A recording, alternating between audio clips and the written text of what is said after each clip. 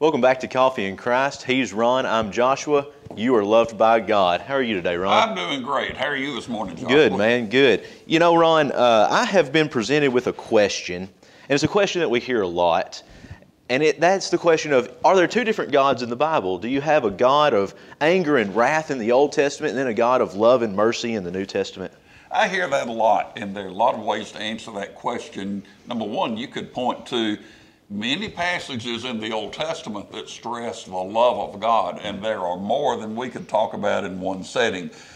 But one passage I really think about when it comes to this question, which I also get asked a lot too, is the 90th Psalm. Moses wrote the 90th Psalm, and in verse 2 he's talking about God, and he says, "Before the mountains were born, or you gave birth to the earth and the world, even from everlasting to everlasting, you are God." That's the same God eternally, from beginning to end.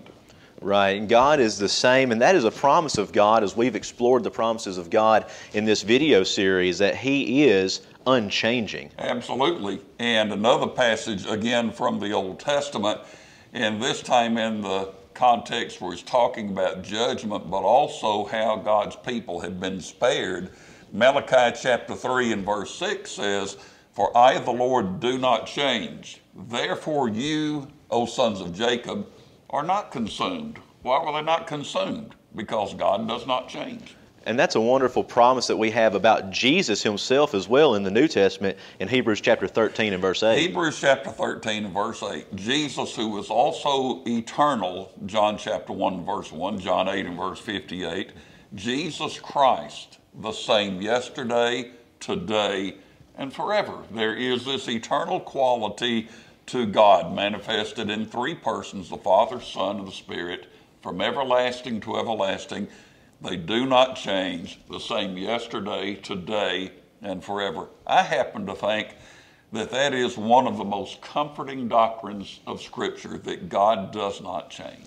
It's absolutely comforting to me to know that I serve the same God that Moses served and that Abraham served, and that God, as we've said already, is from everlasting to everlasting. He doesn't change. The fact of the matter is that we do, and we need an unchanging God who is there for us and who can lift us up when we need Him. And that's why we can depend on Him. We know that He keeps His promises. We know He is always going to be there for us, to come to our aid, to assist us, to listen to our prayers. His promises are going to stand forever because He does not change.